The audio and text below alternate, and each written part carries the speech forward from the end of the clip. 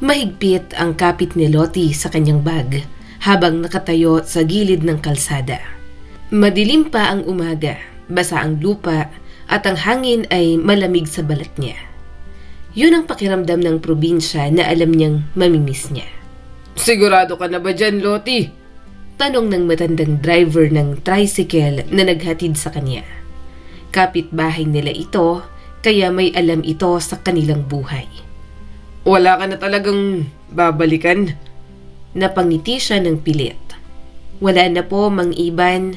Nabenta na po ang bahay. Saka ayoko na rin pong manatili sa pangangalaga ni Tia Carmen. Kaya ko naman na ho ang aking sarili. Makipagsapalaran na lang ako sa lugar na malayo po dito. Saglit silang natahimik. Narinig niya ang kuliglig sa damuhan. Ang malayong tilaok ng manok. Mga tunog na kinalakihan niya, pero mga tunog din na iiwan niya na. May pera ka ba? Tanong muli ng matanda. Meron naman po, pero sapat lang, sagot ni Lottie. Tiningnan siya ni Mang Iban. Mag-ingat ka sa Maynila. Hindi mabait ang lungsod na yun. Opo. Dumating ang bus na may malakas na ugong. Maynila! Maynila! Sigaw ng konduktor. Kumibot ang tiyan ni Lottie. Gutom na siya. Kagabi pa ang huli niyang kain. Pero hindi niya naman pwedeng bawasan ang kanyang pera. Baka maligaw siya at kulangin ang kanyang pamasahe. Bumalik ka rito kapag mayaman ka na, ha? Biro ng matanda. Tumingin siya sa bus at mahinang tumawa. Babalik po ako, pero hindi na ganito. Umakyat na siya at umupo sa bakanting upuan. Bayad! Sabi agad ng konduktor. Inabot niya naman ang bayad at agad siyang sinuklian. Umupo siya sa tabi ng bintana. Sa harap niya, may batang kumakain ng tinapay. Ma, gusto ko pa? Sabi ng bata. Isa na lang ha, ubusin mo muna yan, sagot ng ina. Naamoy ni Lottie ang tinapay. Parang may humila sa sikmura niya. Napatingin ang ina sa kanya. Nahuli siyang nakatitig. Agad naman siyang napayuko. Pasensya na po, bulong ni Lottie. Ngumiti ng kaunti ang babae. Gutom ka ba? Hindi siya makasagot. Namula tuloy siya sa hiya. Inabot ng babae ang isang piraso. Hati kayo ng anak ko. Hindi ho, ayos lang po. Napangiti ito. Kunin mo na, mukhang gutom ka talaga, huwag ka nang mahiya.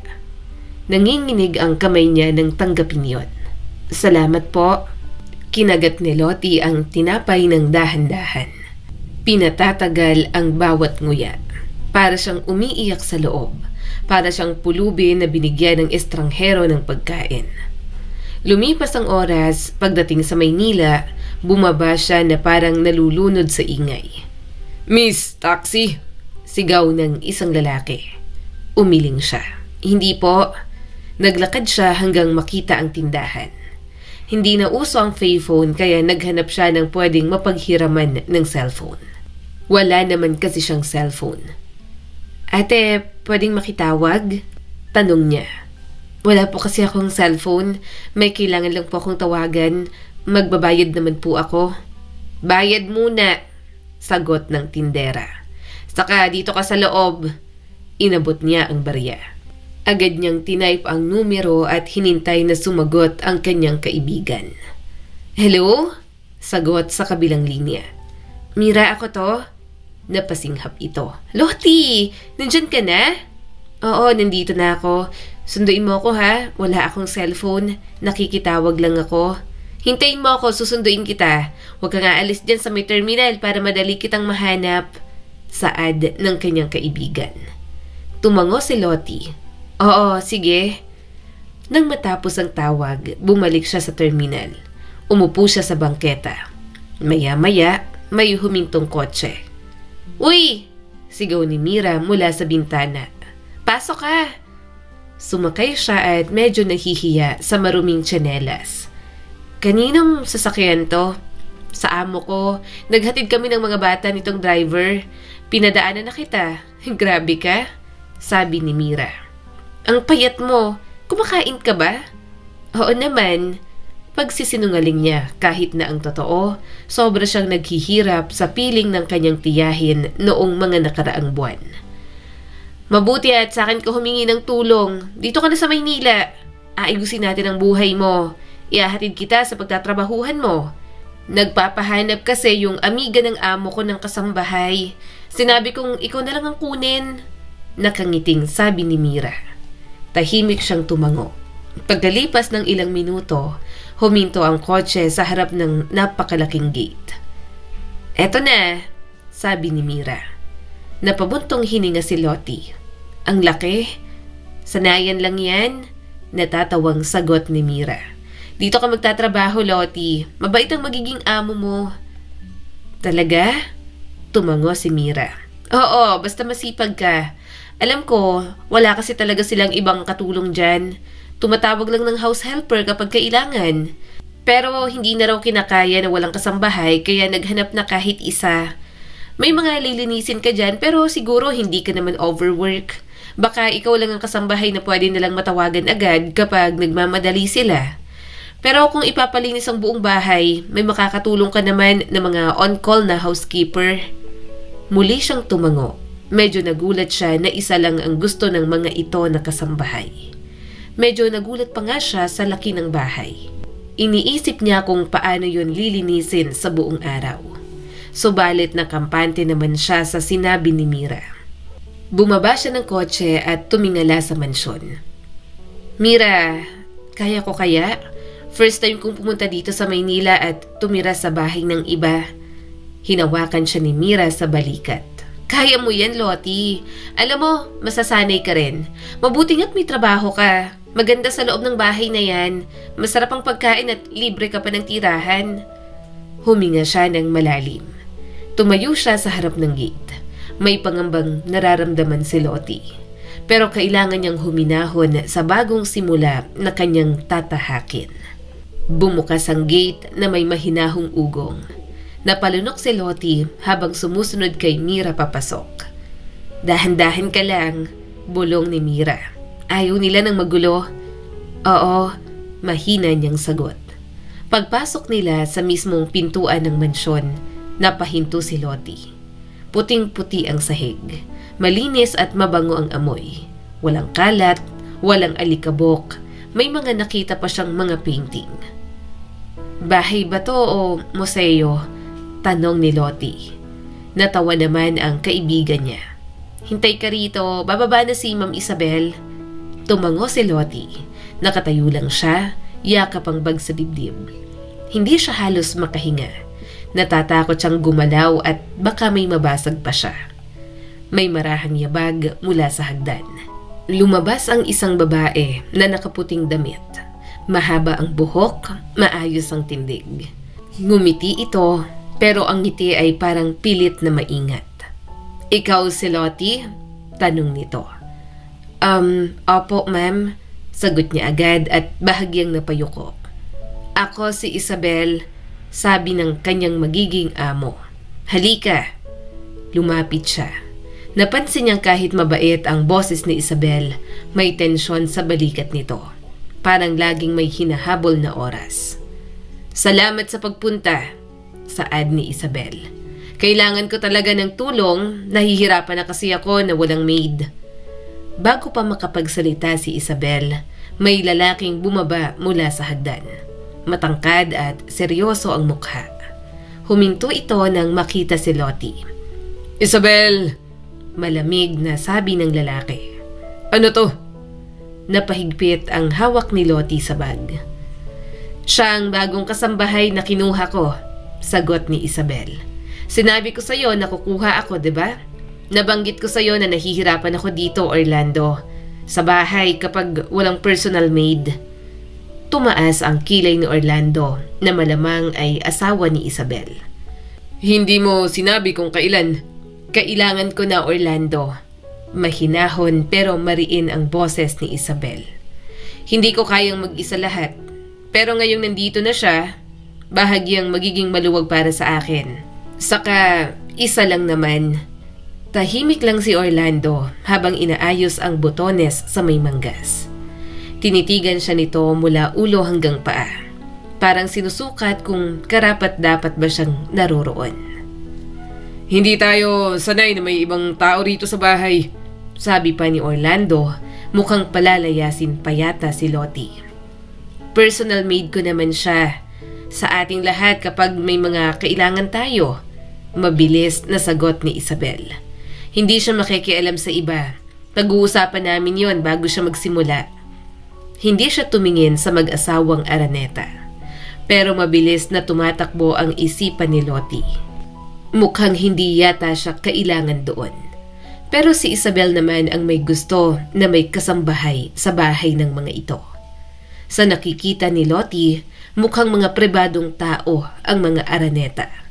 Yun ang paliwanag kung bakit kahit mayaman at malaki ang bahay ng mga ito, walang permanent na kasambahay. Siguro ay hindi madaling magtiwala ang mga ito, kaya marahil ay paghihirapan niya pang makuha ang tiwala ng mga Araneta. Sa wakas, bumuntong hininga si Orlando. Fine, basta malinaw ang rules. Sabihin mo sa kanya. Tumango si Isabel at bahagyang gumaan ang mukha. Salamat, Han. Napatingin si Orlando kay Lottie. Hindi na malamig ang mata nito. Magtrabaho ka ng maayos. Walang problema kung wala kang problemang gagawin. Apo sir, mahina niyang sagot. Tumango ito at lumabas na ng pinto. Narinig nila ang makina ng kotse. Pag-alis ng tunog, mas lalong lumalim ang katahimikan ng bahay. Napatingin si Lottie kay Isabel. Ngumiti ang babae sa kanya, pero may kakaibang pag-iingat pa rin sa bawat galaw nito. Siya ang asawa ko. Mabait si Orlando, sambit ni Isabel. Hindi lang siya sanay sa mga pagbabago rito dahil kaya naman namin na kami-kami lang. Pero ang totoo, nahihirapan talaga ako na walang personal maid na pwede kong mautusan for simple errands. So, kailangan talaga kita. Halika, ipapaliwanag ko ang house rules. Sumunod siya sa kusina. Mas malinis pa yon kaysa sa tindahan sa mall na minsan niyang nakita. Akala mo, walang nilulutong pagkain doon. Una, sabi ni Isabel, ayoko ng tanong. Napakurap si Lottie. Opo? Ano mang makita mo, ano mang marinig mo, hindi ka magtatanong. Ganoon din kina Orlando at Nick. Huwag kang magtatanong sa kanila. Ayaw nila ng ganon. Diretso ang tingin ni Isabel sa kanya. Opo, ulit ni Lottie. Pangalawa, may schedule ka. Gigising ka ng alas 5, maghahanda ng almusal, linis ng kaunti, luto kapag may utos. Simple errands lang. Naiintindihan mo ba? Opo, ma'am. Huminga ito ng malalim at napatingin sa ref. Sa pagkain, kahit ano ay pwede mong kainin. Ikaw ang bahala. Basta malinis after. Day off mo tuwing Sunday. Pero may pumapasok na helpers tuwing linggo para sa general cleaning at laba. Kung may kailangan kami, on call ka pa rin. Tumango ulit si Lottie. Opo, huminga ng malalim si Isabel. Pangatlo, may kontrata ka. Pumunta sila sa isang silid sa second floor.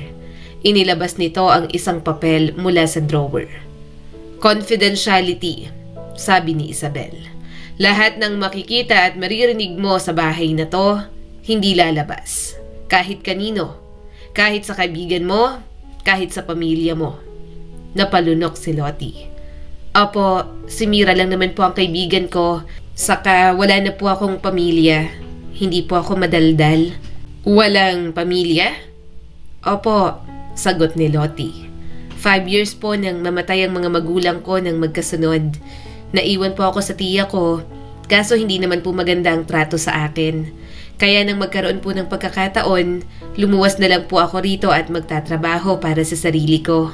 Marahang tumango si Isabel at nagkaroon ng simpatya sa mukha. So sad for you. Fine. Sige, pirmahan mo na. Nanginginig ang kamay niya habang pumipirma. Nang matapos, inabot niya yon muli sa kanyang amo. Good. sabi ni Isabel. Sumunod ka lang, wala kang magiging problema. Opo ma'am, maraming salamat po. Dinala siya sa likod ng bahay. May kaunting hagdan pababa roon. Dito ang kwarto mo, sabi ni Isabel. Binuksan ng ilaw, katamtaman ang laki ng silid. Isang kama, isang kabinet, isang maliit na bintanang halos kasinlaki lang ng kahon at may aircon. Pasensya na kung maliit, sabi ni Isabel. Tipid siyang napangiti. Hindi po ma'am, ayos na ayos po ito, kasinlaki lang po ito ng sala namin. At totoo yon, para kay Lottie, paraiso na ang buhay niya roon. Yun ang hinahangad niya na bagong simula. Magpahinga ka muna, sabi ni Isabel. Bukas ka na lang magsimula. Alam kong pagod ka sa biyahe at kapag nagutom ka, pwede kang kumuha ng pagkain at magluto. Bukas, ibibigay ko sa iyo ang listahan ng mga kinakain namin sa breakfast, lunch at pati na rin sa dinner. Iba-iba kasi kami ng taste sa pagkain. Opo, salamat po. Umalis si Isabel at sumara ang pinto. Umupo si Lottie sa kama na malambot at bahagyang napangiti. Napahiga siya at napatawa ng mahina. May kama ako, may pera na ako, makakakain pa ako ng masasarap. Bumangon lang siya nang bumalik ulit si Isabel. Pinagbuksan niya agad ito ng pinto. Bakit po ma'am? Nabanggit ni Mira na wala kang cellphone. Inabot nito sa kanya ang isang phone. Mahirap ang walang cellphone, so ito ang gamitin mo. Sa'yo na lang yan. Mas madali para makontak kita at matext na lang kapag tinatawag kita. And para kung may mga hindi ka alam na lutuin, mapapanood mo dyan. Sige po, salamat po. Tipid lang siyang ngumiti. Pero sa loob-loob niya, sobrang saya ng kanyang puso. Sa wakas, may sarili na siyang cellphone. Katulad ng sinabi ni Isabel, kumuha nga siya ng pagkain doon. Nagsaing na lang si Lottie. May nakita siyang steak at gusto niya yung matikman. Hindi siya marunong magluto, kaya nanood siya. Sabi naman niya, kahit anong pagkain, pwede kong kainin. Nakangiting sabi ni Lottie habang nagsasalok ng butter at pinapaliguan ng steak sa kawali. Nang makakain siya, parang bigla siyang nakakita ng totoong pagkain. Napapikit pa si Lottie sa sobrang sarap. Parang tataba ako rito Mabuti na lang, mabilis ang panunaw ko. Pero nang sumapit ang gabi, nag-iba ang pakiramdam niya. Parang wala siyang kasama. Tahimik ang bahay. Nakatitig lang si Lottie sa kisame. Hindi siya makatulog. May pakiramdam na may nakatingin. Napalingon siya sa pinto pero wala naman.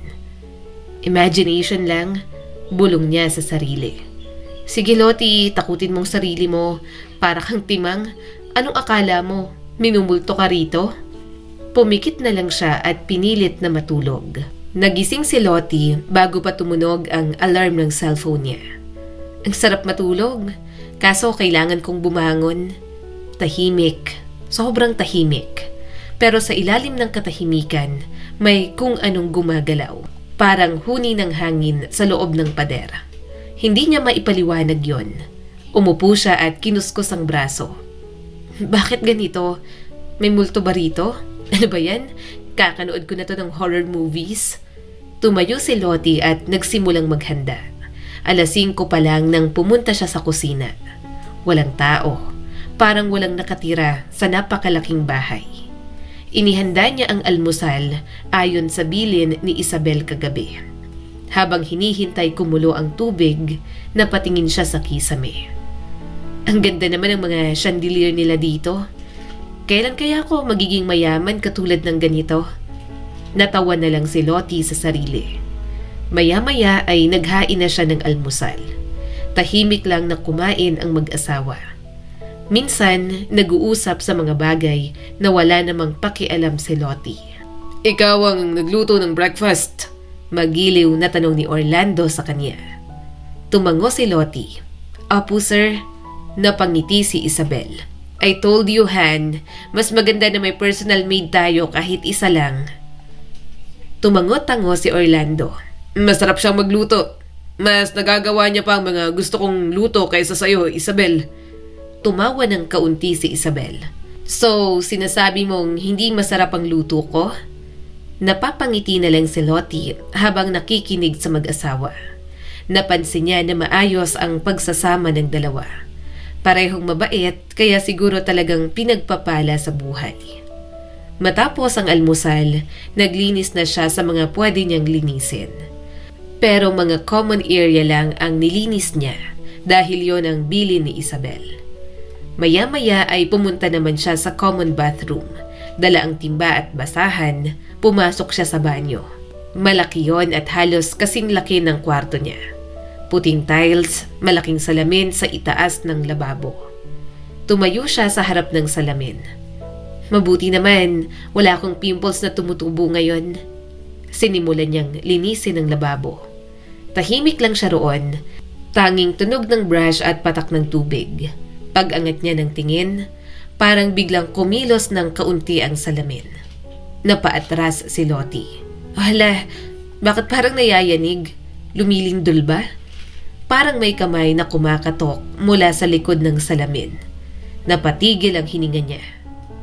Lindol? Bulong niya. Napahawak siya sa pader, wala naman siyang maramdaman. Gusto niyang tingnan ang likod ng salamin, pero mukhang built-in iyon. Bakit gumalaw to ng kaunti? Tanong niya habang nakatitig sa salamin. Sobrang mahinang pagyanig lang ang nakikita niya sa salamin. Ganoon talaga si Lottie. Siya ang tipo ng taong madaling makapansin ng maliliit na detalye, lalo na kapag tahimik. Kung lindol to, bakit hindi naman umalog ang ilaw? Hindi ko malansing ang bote. Bakit itong salamin lang ang nangihinginig? Lumakas ang tibok ng puso ni Lottie. Mukhang minumulto pa yata ako rito. Lumapit siya ng dahan-dahan sa salamin. Huminto ang paggalaw doon. Imagination ko lang to, bulong niya sa sarili. Praning lang ako. Paglingon ni Lottie, nagulat siya nang may binatilyo sa likod niya. Napasinghap siya at napasigaw. Ay, multo! Sino ka? Matigas na tanong ng binatilyo. Nakatingin ito sa kanya na parang may kasalanan siya. Matangkad para sa edad nito, magulo ang buhok at may bakas ng putik sa sapatos. Ako? Nauutal niyang sagot. Bagong maid ninyo, ikaw ba si Nick? I mean, Sir Nick? Alam niya na may anak ang mag-asawang Araneta, pero hindi niya pa nga nakikita. Kaya yon at gulat na gulat siya. Tinaasan siya nito ng kilay. Sinong nagpasok sa'yo? Si Ma'am Isabel. Mataman itong tumingin sa kanya. Hindi ko alam na may maid na. Bago pa siya makasagot, may yabag sa labas. Nicolas? Tawag ni Isabel. Lumingon ang binatilyo. Lumitaw naman sa may pintuan ng banyo si Isabel. Dumating ka na pala. Siya si Lottie, bagong kasambahay natin. Umismid si Nick. Napatingin si Lottie sa binatilyo. Matangkad ito pero payat. Mukhang hindi rin marunong ngumiti. Tiningnan lang siya mula ulo hanggang paa, saka tumalikod. Pasensya ka na, sabi ni Isabel. Pagod lang yan. Kagagaling niya lang kasi sa school camping nila. That's Nick, anak namin ni Orlando. 15 years old at medyo masungit talaga. Okay lang po, sagot ni Lottie. Napabuntong hininga siya. Mabait ang mag-asawa, pero mukhang mahirap pakisamahan ang anak. Dahil sa pagdating ni Nick, nawala sa isipan niya ang yumayanig sa salamin kanina. Hindi naman yun problema na kailangan pang sabihin sa kanyang mga amo. Pagsapit ng hapunan, nakatayo si Lottie sa gilid ng dining area, handang sumunod sa utos. Tahimik na kumain ang pamilya. Si Orlando nasa dulo ng mesa. Sa magkabilang gilid naman sina Isabel at Nick. Paminsan-minsan nagtataas ng tingin si Nick. Nagkakatitigan sila. Ngumiti siya ng bahagya pero alanganing ngiti lamang ang ibinigay ni Lottie. Umirap si Nick. Napayuko siya kaagad. Ang sungit. Pagkatapos kumain, nagligpit siya sa kusina. Tahimik na ang bahay dahil umakyat na ang mga ito. Napalingon si Lottie nang may narinig na mga yabag mula sa likod. Nakita niya roon si Nick. Nakatayo sa pintuan ng kusina at nakasandal sa hamba. "Anong kailangan mo, Sir Nick?" tanong niya. Wala, Sagot nito. ilang taon ka na? 18, umismid ito. Bata ka pa. Napatawa siya. "Ikaw nga ang mas bata." Hindi ngumiti si Nick. Lumapit pa rin ito at mariin siyang tiningnan. Lumayo ka sa papa ko. Natigilan si Lottie sa pagpupunas ng plato. Ano?" Lumayo ka sa kanya. Ulit nito. Naintindihan mo ba? Napakurap siya saka natawa ng mahina. Akala mo mga akit ako? Maninira ng pamilya nyo?" Hindi kumibo si Nick. Tinitigan lang siya nito na parang isa siyang kutong lupa. Walang biro sa mata nito. Maya-maya ay tumalikod ang binatilyo at umalis. Naiwan siyang nakatayo at gulong-gulo. Ano bang akala niya? Pumunta ako rito para manira ng pamilya? Praning? Nang matapos sa mga gawain, pumunta na siya sa kanyang silid. Nakahiga si Lottie sa kama pero hindi siya makatulog.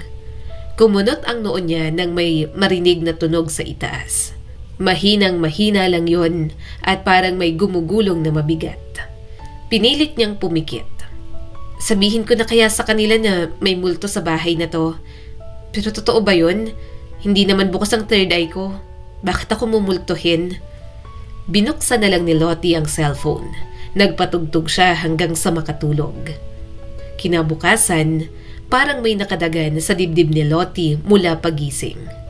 Nagluto siya ng almusal ayon sa schedule.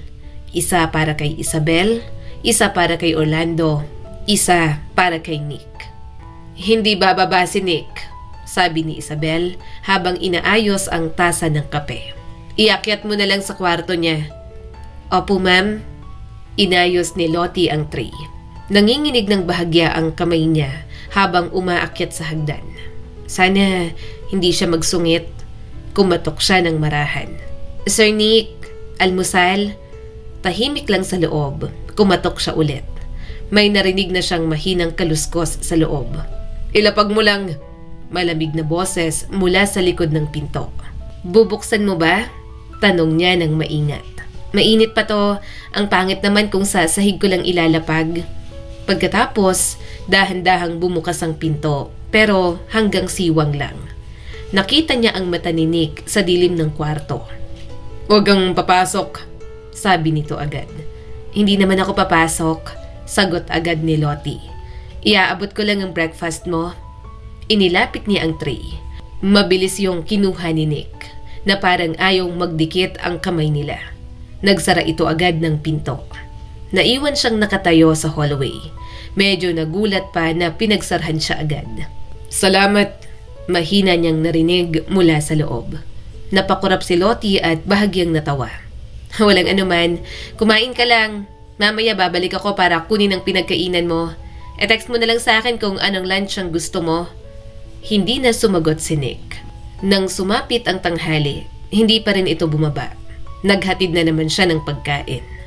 Nang buksan nito ang pinto, napangiti si Lottie. "Hi Sir Nick, eto ng lunch mo. Sana masarapan ka." Masayang sabi ni Lottie. Pero dahil kailangan niyang kunin ang pinagkainan nito, lumaki ang bukas ng pinto. Napansin niya ang braso ni Nick noong kinuha nito ang tray. Buhagyang umangat ang manggas at may nakita siyang pasa. Sa kabila naman, may mahabang sugat na halatang sariwa pa. "Na paano yan, Sir Nick?" Medyo gulat niyang tanong. Agad na umiwas si Nick. "Umalis ka rito. Bakit ka nagtatanong?" Bago pa siya muling makapagtanong, sumarado na ang pinto. "Hindi ako pwedeng magtanong pero paano ko naman babaliwalain ang ganong nakita ko?" Tanong ni Lottie sa sarili habang pababa siya ng hagdan.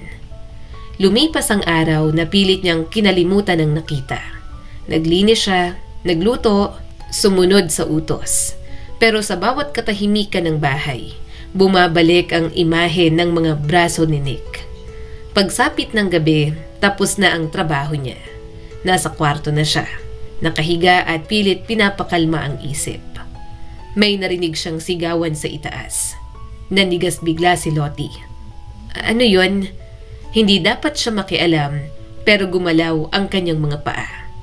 Dahan-dahan siyang umakyat ng hagdan. Bawat hakbang ay halos walang tunog. Bukas ang ilaw sa hallway, nakabukas ng bahagya ang pinto sa dulo. Doon galing ang ingay sa kwarto ni Nick. Tumigil ka na! Sigaw ni Nick. Tama na! Ayoko na! Sumunod ang malakas na kalabog. Napahawak si Lottie sa pader. Sumilip siya sa siwang at nakita niya ang nangyayari. Nakatulak si Nick sa pader. Hawak ni Orlando ang kuwelyo nito. Ang mukha ng lalaki ay hindi niya kilala.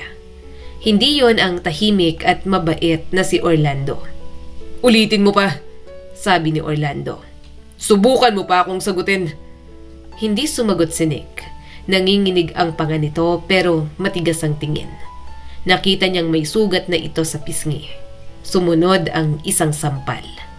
Lalaki si Nick at kayang lumaban. Pero mas malaki talaga ang katawan ni Orlando.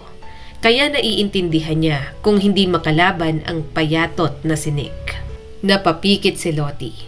Gusto niyang sumigaw. Gusto niyang pumasok pero parang naging bato ang kanyang katawan. Takot ang nag-ugat sa paa niya hanggang ulo. Tahimik siyang umatras. Bawat hakbang ay mabagal. Hanggang sa makabalik siya sa hagdan. Hanggang sa makatakbo siya pababa sa kanyang kwarto. Isinara niya ang pinto at sumandal roon. Ano yun? Akala ko mabait si Sir Orlando. Bakit niya sinasaktan ng gano'n ang anak niya? Nanginginig ang buong katawan ni Lottie. Anong gagawin ko? Natapos ang gabing yon na wala siyang nagawa. Kinaumagahan, namumugto ang mata niya dahil sa kulang sa tulog. Naglilinis siya ng mesa nang marinig niya ang boses ni Isabel mula sa likod.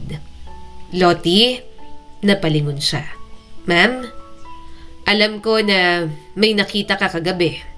Nanlamig ang kamay niya. Ma'am, si Sir Nick, sinasaktan po siya ni Sir Orlando. Alam niyo po ba? Ako po, hindi ka magsasalita. Putol ni Isabel sa mga gusto niya pang sabihin. Hindi ka magtatanong. Hindi ka magkukwento. Naiintindihan mo ba? Napalunok siya. Opo. Tiningnan ni Lottie si Isabel.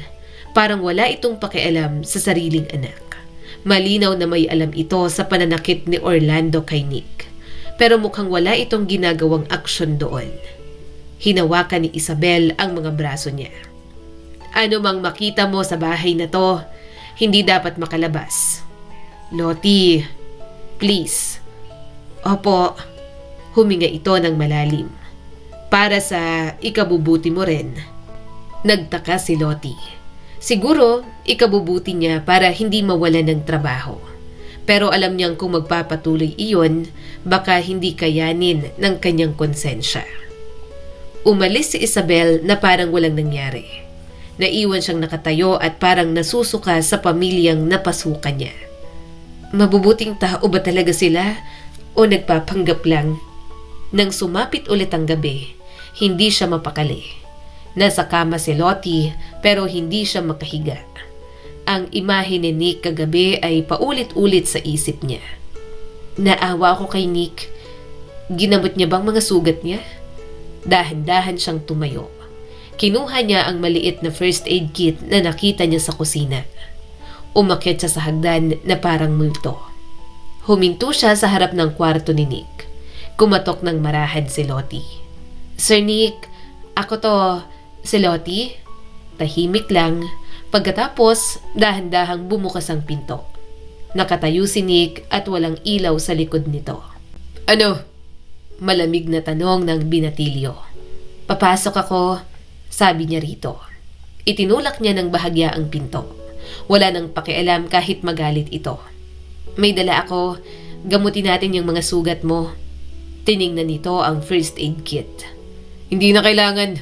Kaya ko ang sarili ko. Kita niya ang pasa sa leeg at ang sugat nito sa mukha. Umupo ka, sige na. Gagamutin ko ang sugat mo.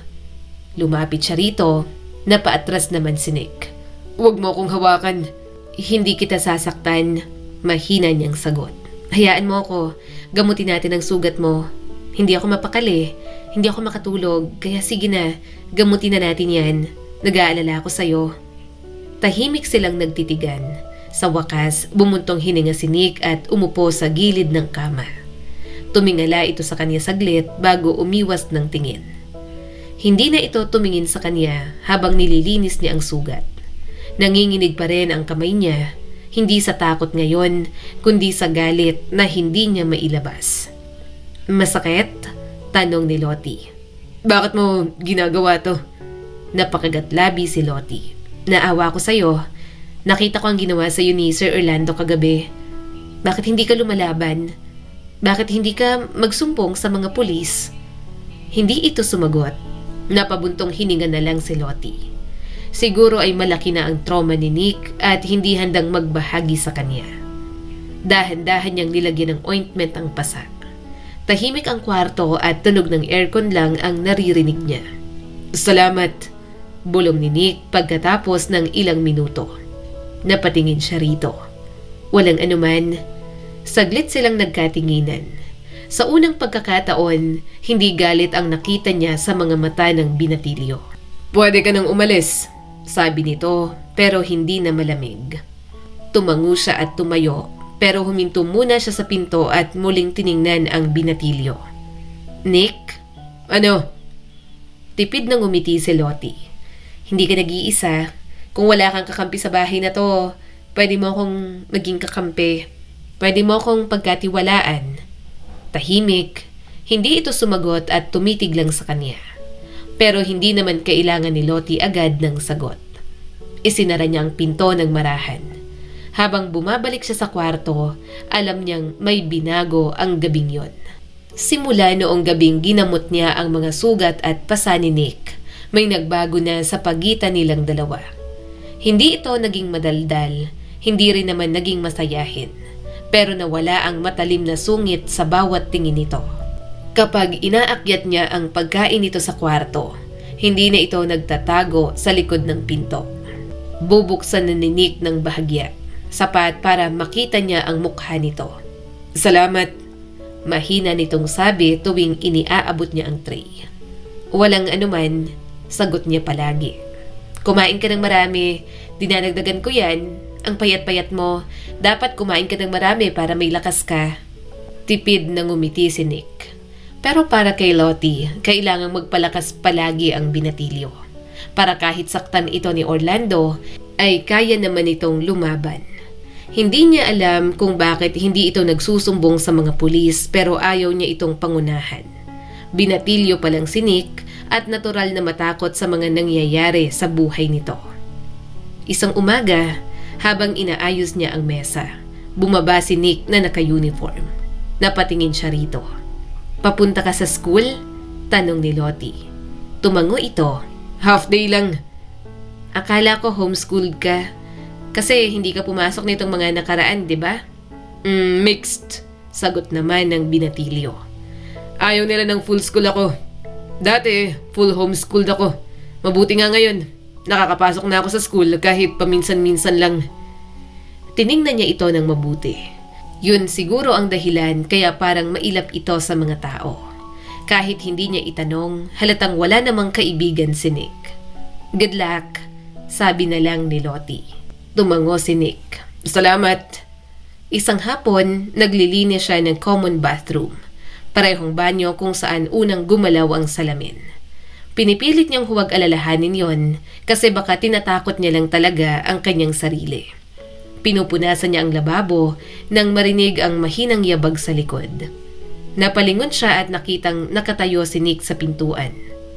Oy, kauuwi mo lang? Tumango ito at may hawak na maliit na paper bag. Para sa'yo. Napakurap siya. Para sa akin? Bakit naman? Para saan to? Salamat dun sa gabing yon na ginamot mo ako. Nakita ko lang yan at naalala ko. Kaya binili ko para sa'yo, Lottie. Nanlambot ang mga mata niya. Mahina siyang tumawa. Hindi mo naman kailangan gawin to. Nag-aalala lang ako sa'yo kaya ginamot kita. Kunin mo na. Gamitin mo. Tinanggap niya ang bag at binuksan. Medyo nagulat siya na isang headband ang nandoon pero nakalagay pa sa box. May maliit na pearl at parang ilang maliliit na gold. Pero nanlaki ang mga mata niya nang makita ang presyo. Napangiwi siya. Ang ganda naman ito. Pero 50,000? Ang mahal, Sir Nick. Tiningnan ni Nick ang headband. Ayaw mo ba? Hindi mo ba nagustuhan? Please, Nick na lang. Hindi naman nagkakalayo ang mga edad natin. Tumawa si Lottie. Hindi naman sa ganoon, kaso ang mahal nitong headband na naregalo mo. Parang baka i-display ko na lang to sa halip na gamitin. Luxury item ito, Nick. Parang pang 50 lang ang headband na bagay sa akin. Umismid si Nick. Kinuha nitong headband, bahagyang inayos ang buhok niya at inilagay iyon. Doon niya nakita na bahagyang ngumiti si Nick. Nakatitig ito sa kanya na parang sinusubukang tandaan ang sandaling yon. Bagay sa'yo, Lottie. Huwag mong i-display. Palagi mong suotin. Seryosong sabi nito, pero hindi mawala ang kislap ng tuwa sa mga mata. Napangiti na lang si Lottie. Salamat. Sa mga sumunod na araw, mas madalas silang mag-usap. Mas madalas itong sumasama sa kanya kahit nasaan man siyang sulok ng bahay.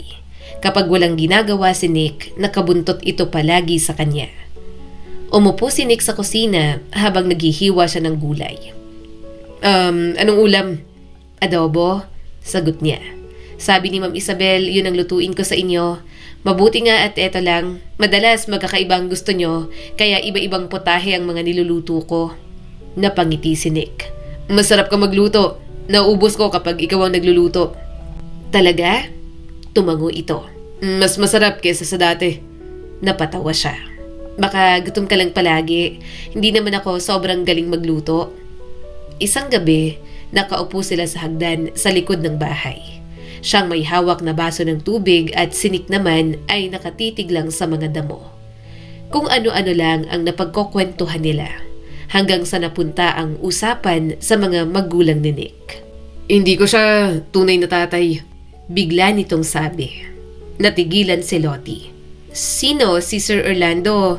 Hindi mo siya totoong ama? Tumango si Nick. Hindi ko rin tunay na nanay si Mama. Si Papa, stepfather ko siya at pinakasalan niya ang totoo kong ina dati. Pangalawang asawa niya si Mama Isabel. Dahan-dahan siyang huminga. Mata man niyang tiningnan ang binatilyo. Hindi siya makapaniwala. Kaya naman pala parang walang pakialam ang mga ito kay Nick. Nasaan ang totoo mong ina? Tanong ni Lottie. Malungkot na tumingin sa kanya si Nick. Patay ng mama ko. Hindi ko na siya halos matandaan. Pinatago ni Papa ang pictures niya pero nakapagtago ako kahit isa. Ang sabi nila, nabaliw daw ang mama ko bago mamatay. Teenage mom kasi, 15 years old lang siya nang ipinanganak ako. Ang totoong ama mo nasa na? Tanong niya pa. Sumagot naman si Nick. Patay na rin daw nung pinagbubuntis ako ni Mama. Mahirap lang daw ang totoo kong ama. Mayaman si Mama, kaya tinutulan din sila. Mga bata lang din sila nun. Then, nabankrupt ang negosyo ng pamilya ng mama ko. Na-stress ang ama ni Mama kaya nagpakamatay. Si Papa Orlando ang sumalo sa kanya. Sa amin, kaya naging maayos ang buhay namin. Pero maaga na rin talagang nawala si Mama kaya nandito ako. Ang mga kamag-anak naman ni Mama, nasa States na at wala silang alam tungkol sa akin. Si Papa Orlando ang stepfather ko at siyang guardian ko. Tiningnan niya ito ng mabuti. Paano mo nalaman lahat ng yan? Sinabi sa'yo ni Sir Orlando? Tumango si Nick. Oo, Lottie. 10 years old lang ako nang mangyari ang lahat ng yon. Wala pa akong naaalala sa lahat ng mga nangyari noon. Hindi ko alam kung bakit, pero wala talaga akong maalala sa kabataan ko na kasama ko si Mama. Nagising lang ako na si Mama Isabel na ang asawa niya. Alam kong medyo malaki na ako that time. 10 years old na pero hindi ko maintindihan kung bakit wala talaga akong maalala. Then, sinabi sa akin ni Papa na nagkaroon ako ng aksidente, kaya nabura lahat ng alaala ko. Pero, paunti-unti, may mga bumabalik na alaala sa akin at kay Mama. Hindi ko lang sinasabi kay Papa. Kumunot ang noo ni Lottie. Pero sinasaktan ka rito. Hindi mo ba sinubukang humingi ng tulong sa mga pulis? O humingi ng tulong sa mga kamag-anak mo? Hindi ko makausap ang mga kamag-anak ko. Pinutol ni Papa ang contact nila sa akin at parang wala rin naman silang pakialam sa akin. Malungkot na sabi ni Nick. Sa mga pulis, humingi ako ng tulong pero madaling nabayaran ni Papa ang pulis. Kaya wala na akong ibang mapuntahan. Bakit ka ba niya sinasaktan? Tanong ni Lottie. Huminga ito ng malalim. Hindi ko rin alam. Pero masyadong perfectionist si Papa. Lottie, ayaw niyang may nagkakamali. Madali siyang mairita. Pero may mga araw din na bigla na lang niya akong sinasaktan ng walang dahilan. Tapos hindi ko alam kung bakit parang masaya siya na makita kong maraming pasa at sugat. Tapos kukunan niya ng larawan. Napamura si Lottie. Baliwang amain, tinakpan ni Nick ang bibig niya. Huwag kang maingay. Baka marinig ka. Kaya sinabihan kita na lumayo ka sa kanya. Ayoko mapusuan kanya o mapag-initan. Sa mga mata ng lahat, mabait siyang padre di pamilya. May mga charity pa siya, pero sa publiko niya lang yung pinapakita. Pero sa loob ng bahay, masahol ang ugali niya. Kaya wala kaming mga katulong dahil din sa kanya. Pero kasambahay niyo na ako, mahinang sambit ni Lottie. Marahan itong tumango. Oo, at natatakot ako na baka isipin niyang pag-aari ka niya. Lahat ng nasa bahay na to, pag-aari niya. Kaya wag mong ipakitang nagkamali ka kasi baka anong magawa niya sa'yo. Mas mabuti pa nga na umalis ka na lang. Natatakot ako para sa'yo, Lottie. Natahimik si Lottie. Aaminin niyang natatakot siya. Hindi niya alam ang pamilyang napasukan niya. Gayunpaman, kapag tinitingnan niya si Nick, parang hindi niya na kayang umalis. Hindi niya ito kayang iwan na ganoon ang kalagayan. Hindi ako aalis dito kung may iwan ka lang. Tumakas na lang tayo, mungkahin ni Lottie. Bumaha na naman ang lungkot sa mga mata ni Nick. Makakatakas tayo, pero baka ipahanap din tayo. Hindi tayo makakalayo ng sobra dahil marami siyang koneksyon, Lottie. Kapag natuntun niya tayo, natatakot ako sa pwedeng magawa niya sa'yo. Ikaw lang ang taong kaya kong pagkatiwalaan at nararamdaman ko na ligtas ako. Ayoko na mapahama ka dahil lang sa akin. Kaya kung aalis ka, ikaw na lang. Umiling si Lottie at hinawakan ng kamay nito.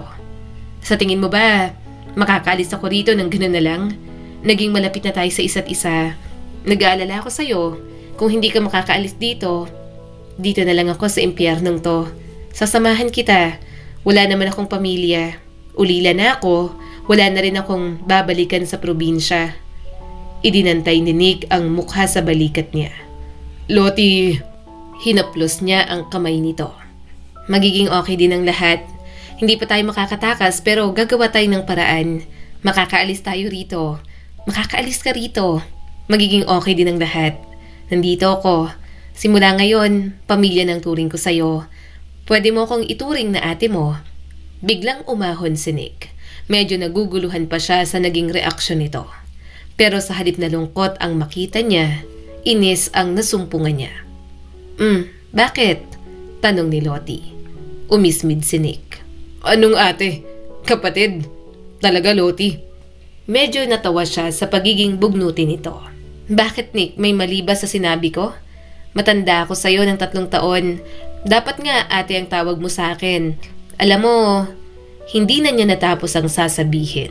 Nag-walk out na kasi si Nick. Gulong-gulo tuloy si Lottie nang maiwan sa hagdan. Anong problema nun? Gulat niyang tanong. Abala siya sa pag-iisip nang biglang lumabas ulit si Nick. Hindi niya napigilang tumawa nang hilahin siya nito patayo at hinatid hanggang sa kwarto niya. Akala ko galit ka, nakangiting tanong ni Lottie. Umiwas ito ng tingin. Ihahatid kita hanggang kwarto mo kasi gusto kong sabay tayong papasok sa kwarto. Magpahinga ka na at hindi mangyayari na ituturing kitang ate. Mas lalo siyang napangiti. Bakit? Ang ganda kaya.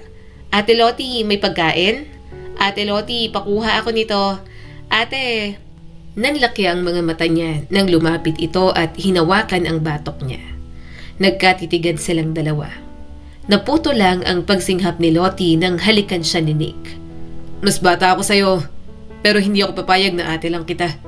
3 years ka lang na mas matanda sa akin. So what? Nang hihinang bulong nito at binuksan ang pinto ng kanyang kwarto. Pumasok ka na at magpahinga. Bukas na lang ulit, Lottie. Para siyang robot na sumunod. Nang maisara ang pinto, napahawak na lang siya sa mga labi. Ang batang yon, nang gabing yon, Sa halip na makatulog, magdamag siyang gising. 18 years old na si Lottie. Dalaga na siya pero yon at natameme sa halik ng isang 15 years old na binatilyo. Patay ka sa akin, Nick, bukas. Bulong-bulong ni Lottie sa sarili. Sino may sabing pwede mong gawin sa akin yon? Ang bata-bata pa, nanghahalik na. Ako pa talaga? Pagsapit ng umaga, nagluto na siya ng almusal para sa mga araneta. Magkakasabay ngayong kumain ang mga ito. Si Orlando, ngumingiti at nakikipag-usap na parang hindi nagiging mas masahol sa hayop ang ugali. Napailing na lang siya saglit. Pero nang mapatingin siya kay Nick, nakita niyang nakatingin ito sa kanya. May tinatagong ngiti sa mga labi habang umiinom ng tubig. Gusto niyang sawayin pero naisip niyang nagiging komportable ito. Kaya hinayaan niya na lang. Mas okay na siya ang magulo kaysa magulo ito sa trauma kay Orlando. Alis na ako, bulong ni Nick na dumaan sa kusina para maghugas ng kamay. Papasok na ako sa school. Napabusangot siya. Tapos, anong gagawin ko? Napangiti ito. Wala akong kiss. Winisikan niya ito ng tubig. Umalis ka na nga. Anong kiss? Tigilan mo akong bata ka. Hindi na maulit yon. Tumawa si Nick at pinagmasdan pa siya. Bibigyan kita ng pasalubong. Umismid si Lottie. Ano? Peace offering mo sa pangahalik mo sa akin kagabi? Napakagatlabi si Nick at may kapilyuhan sa mga mata. Hindi naman ako humihingi ng sorry. Gusto ko yung ginawa ko, Lottie. Gusto kong maulit-ulit yun. Nawindang siya sa sinabi ni Nick. Bago pa siya makapagsalita, nagmamadaling umalis ng kusina ang binatilyo. Nang mag-isa na lang si Lottie, hindi niya napigilang tumawa. Simula noon, lumipas ang mga araw na naging mas malapit pa sila ni Nick. Hinayaan niya na lang ito para naman bahagyang makalimot sa mga pinagdadaanan nito. Mabuti na lang din at hindi na gaanong sinasaktan ni Orlando.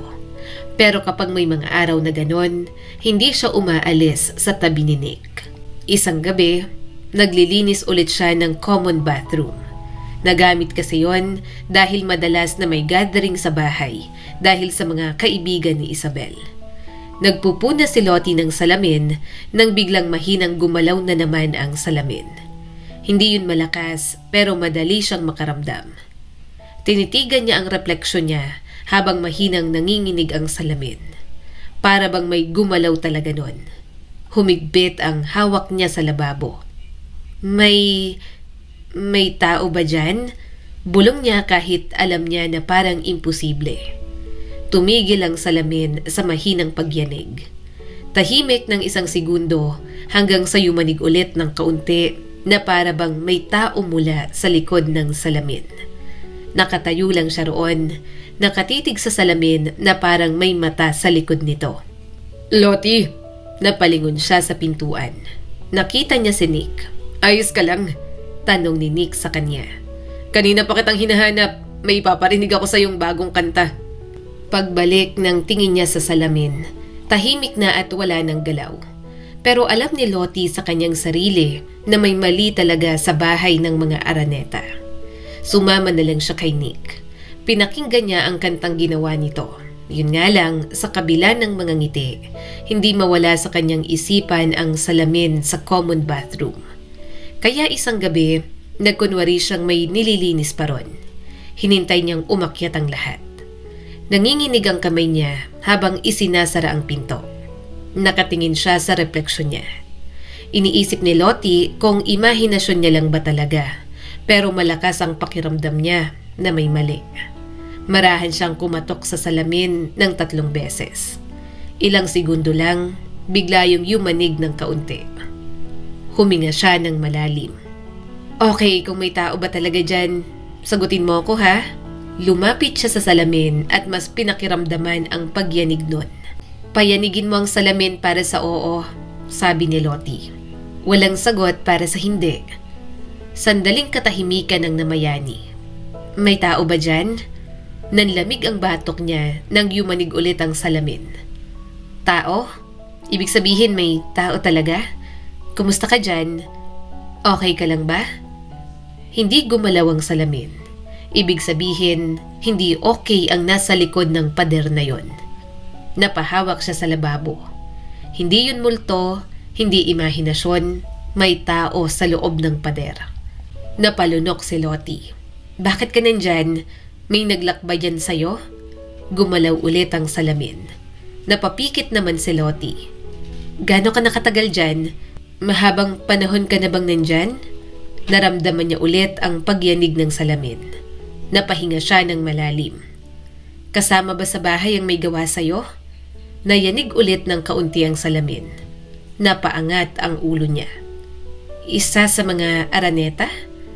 Kumirot ang dibdib niya nang tumugon ulit ang tao sa likod nun. Si Ma'am Isabel?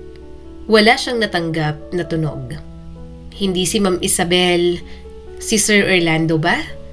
Mas lumakas ang panginginig ng salamin. Hindi lang simpleng paggalaw, parang desperadong pagyanig kaya bahagya siyang napaatras. Si Sir Orlando may gawa sa'yo? Bulong ni Lottie. Muling umalog ang salamin, parang sumisigaw ng oo ang nasa likod nun. Napaatras siya hanggang sumayad ang likod sa pinto. Nahihilo si Lottie sa galit at takot. May taong ginawang bilanggo sa bahay na yon. Alam ba ito ni Ma'am Isabel? Kasabwat ba siya rito? Tanong ni Lottie. Walang tugon, tiningnan niya ang pinto bago muling sumagot. Hindi niya alam, hindi siya kasama? Sasabihin ko sa kanila, sabi niya ng pabigla. Biglang umuga ang salamin ng marahas. Parang tumatanggi, parang nagmamakaawa. Hindi, bulong ni Lottie. Ayaw mong sabihin ko kay Ma'am Isabel? Hindi ito sumagot. Nanlambot ang tuhod ni Lottie. Kinakabahan na siya sa natuklasang sikreto roon. Parang bangungot na hindi niya alam kung paano haharapin. Okay, usal ni Lottie. Hindi ko sasabihin kay Ma'am Isabel, pero pwede ko bang sabihin kay Nick? Ilang segundo ang lumipas bago niya muling naramdaman ang pagyanig ng salamin. Sasabihin ko kay Nick, nagtitiwala ako kay Nick. Napapikit si Lottie. Hindi niya alam kung ano ang kanyang ginagawa. Batid niya na mas mapapahamak pa sila doon. Pero hindi niya kayang manahimik na lamang pagkatapos malaman na may taong tinatago sa likod ng pader na yon. Isang gabi, hinintay niya na umakyat na ang mag-asawa. Nang magkaroon ng pagkakataon, umakyat siya at mabilis na kumatok sa kwarto ni Nick. Nick, bulong niya. Binuksan nito ang pinto at nakita niya agad ang nakangisi nitong mukha. Anong ginagawa mo rito? Gusto mo ng kiss? Napasimangot si Lottie at pinisil ang ilong nito bago pumasok sa loob. Sira ka? Hindi, may kailangan tayong pag-usapan. May tiwala ka ba sa akin? Tinitigan siya nito bago tumango. Oo naman, palagi na ako nagtitiwala sa'yo, Lottie. Hinawakan niya ang kamay ni Nick. Sumama ka sa akin, may ipapakita ko sa'yo. Dinala niya ito sa banyo. Nang ilak niya ang pinto, nakita niyang namumula ang binatilyo. Anong gagawin natin dito, Lottie? Bakit dito pa?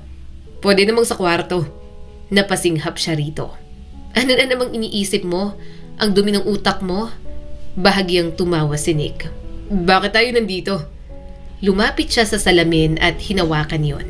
Manood ka lang. Akin ang kamay mo. Ilapat mo rito ang palad mo. Nick, may tao sa loob ng pader. Nanlaki ang mata ni Nick. Ano? Manood ka. Huminga siya ng malalim. May tao ba dyan? Mahinang yumanig ang salamin. Napaatras si Nick. Anong... Shh! Sabi ni Lottie. Pakiramdaman mo lang. Tinanong ko na siya kanina at sumasagot siya sa akin, Nick. Napahawak si Nick sa braso niya. Malamig ang kamay nito at halatang kinakabahan. Si Sir Orlando bang may gawa? Tanong pa ni Lottie. Muling umuga ang salamin. Naniga si Nick sa tabi niya at hindi ito nagsalita. Sa wakas, bumulong na ang binatilyo. Alam kong malupit siya. Pero hindi ko lubos akalain na ganito pala siya talaga kabaliw. Ang hirap paniwalaan pero alam kong hindi imposible. Wala nang imposible kay Papa. Baliw na siya. May tao siyang ginawang bilanggo rito, sabi ni Lottie. Anong gagawin natin? Kailangan natin siyang tulungan. Hindi agad sumagot si Nick. Tinitigan nito ang salamin. Ilalabas natin siya kung sino man yung nasa loob. Kung matagal siyang bilanggo dyan, ibig sabihin, baka mahalaga siya kay Papa o may ginawang kasalanan.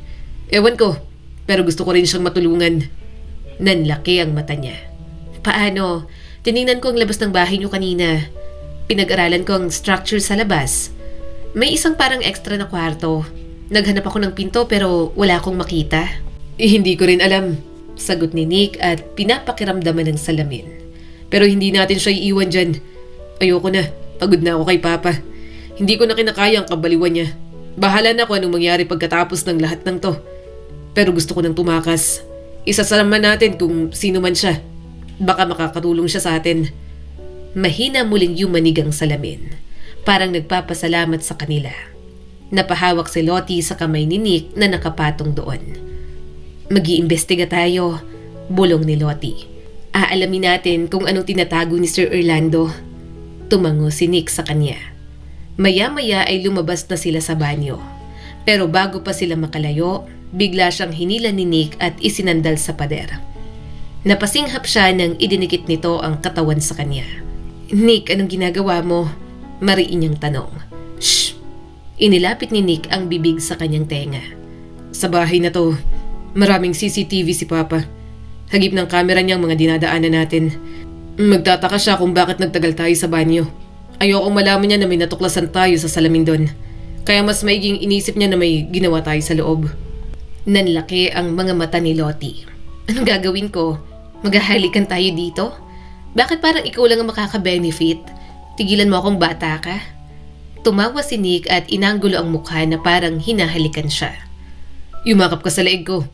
Mas maiging isipin yung girlfriend kita. At para tayong mga pusa na may ginagawa kaysa malaman niyang alam natin ang sekreto niya. Napairap si Lottie. Pero ginawa niya pa rin ang gustong mangyari ni Nick.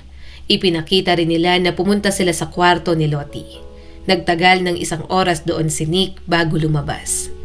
Doon, mas naging convincing na may lihim lang silang relasyon kaysa sa maghinalang may alam na sila. At tama nga si Nick sa naging kutob nito. Nang umaga, tiningnan sila ni Orlando ng malisyoso. Umiwas na lang ng tingin si Lottie. Wala naman itong sinabi pero alam niya naman kung para saan ang tingin na yon. Iniisip siguro ni Orlando na mga kabataan sila ni Nick na matataas ang hormones sa ganoong gawain. Tinanong ka ba ni Sir Orlando tungkol sa kagabi? Tanong ni Lottie. Tumango naman si Nick. Oo, sinabi ko na girlfriend kita. Kaya hindi na siya naghinala. Hahayaan niya na lang ako kasi akala niya mapusok lang akong teenager. Bahagyang napairap si Lottie. Mapusok ka naman talaga. Naalala ko pa nga kasalanan mo sa akin. Pero hindi ito tumawa. Sa halip, hinawakan ni Nick ang kamay niya.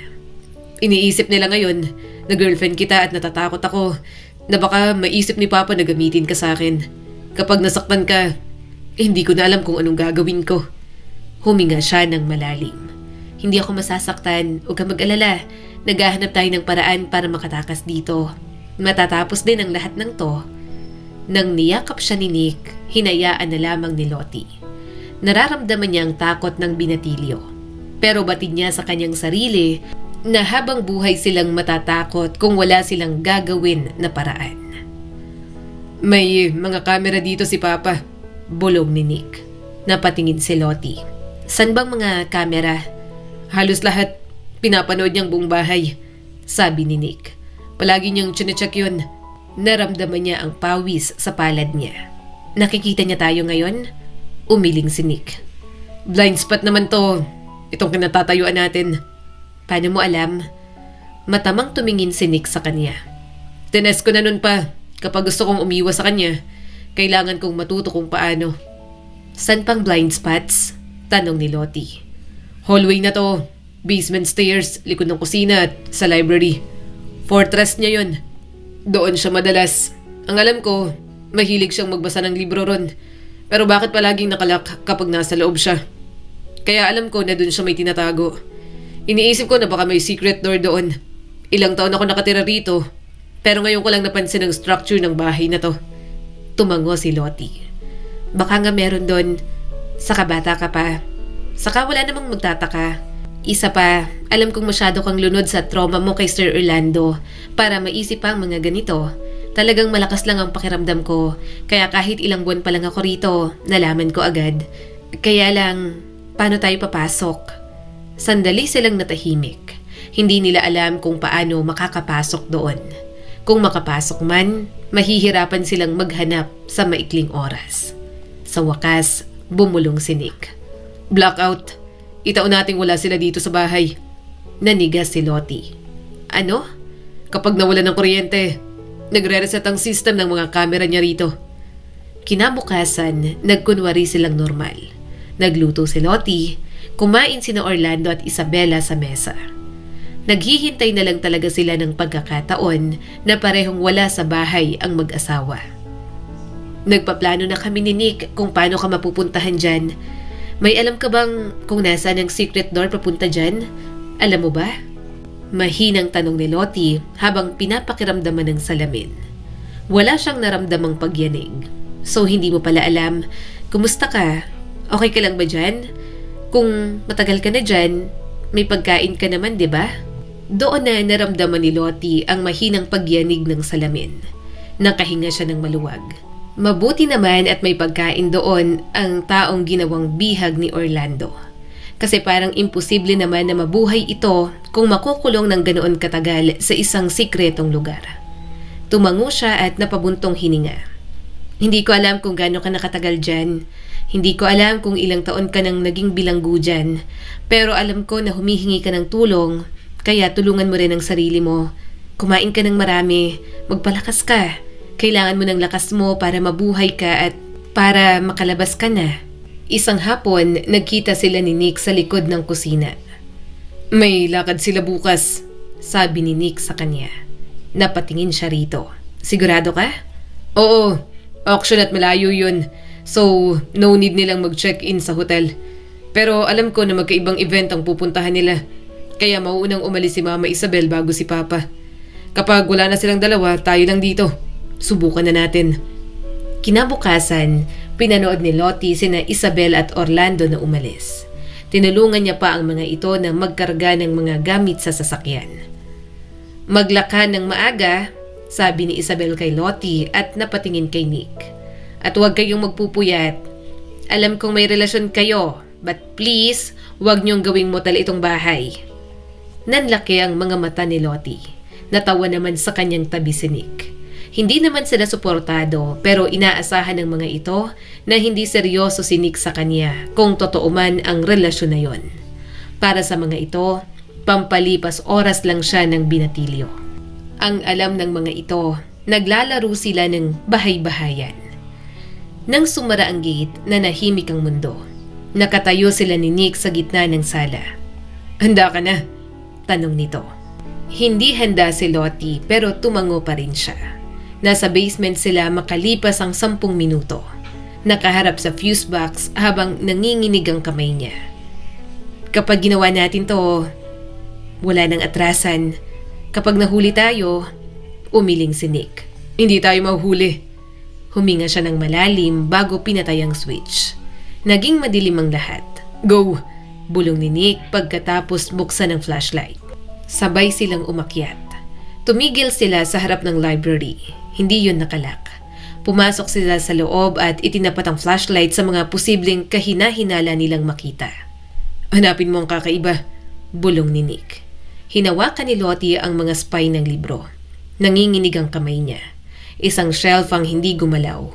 Hinila yun ni Nick sa ibang direksyon at sumama ang buong bookshelf. May puwang sa likod at may pinto. Nanlaki ang mata niya. Nick! Binuksan ito at nakita nila na may hagdan pababa. Malamig ang hangin mula sa ilalim at posible nga na baka may tao roon. Nagkatinginan silang dalawa ni Nick.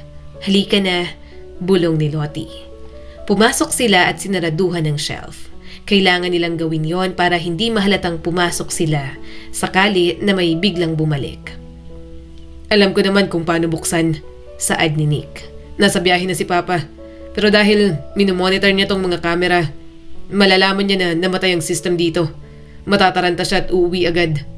Naglakad pa sila papasok sa mahabang hallway.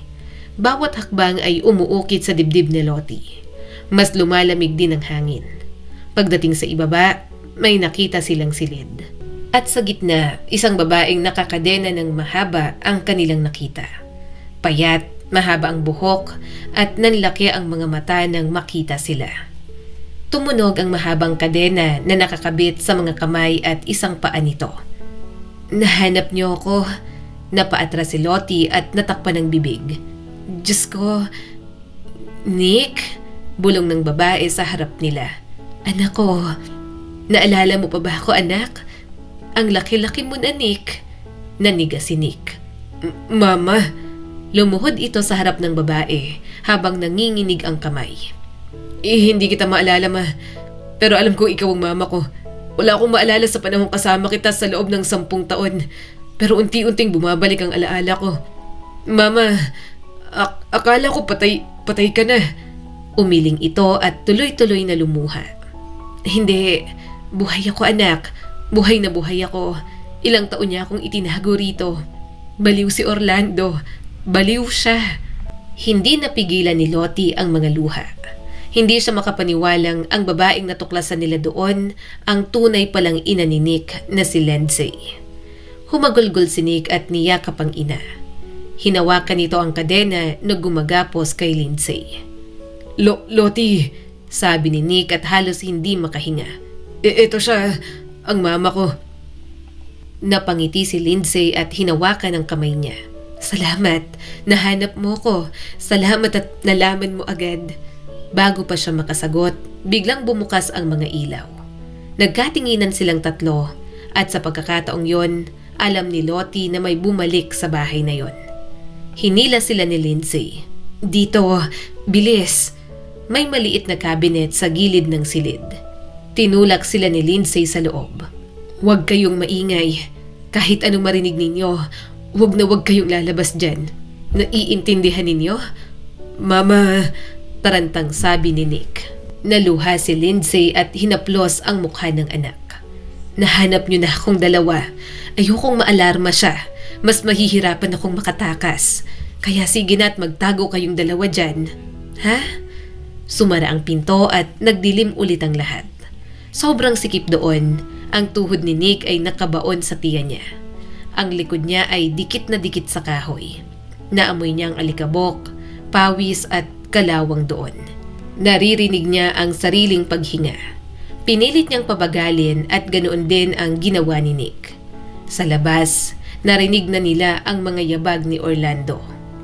Akala ko, ilang araw kang mawawala rito. Bakit nandito ka na naman? Malamig na boses na tanong ni Lindsay. Naririnig ni Lottie ang paghakbang nito. Biglang namatay ang system. Hindi ako mapakali na hindi kita nakikita sa camera o ang mga nangyayari dito sa bahay, kaya umuwi ako. Nagkatinginan sila ni Nick. Maya-maya ay may kalansing ng kadena silang narinig. Napapikit si Lottie sa sobrang kaba. Ang ganda mo talaga. Saad ni Orlando sabay singhot sa kung ano. Akin ka lang, di ba?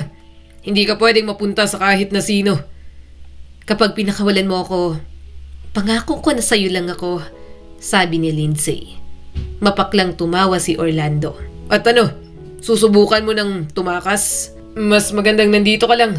Hindi ka makikita ng mundo. Mas kampante ako na nandito ka at ako lang ang nakakahawak at nakakakita sa'yo. Narinig nila ang mga hikbi ni Lindsay.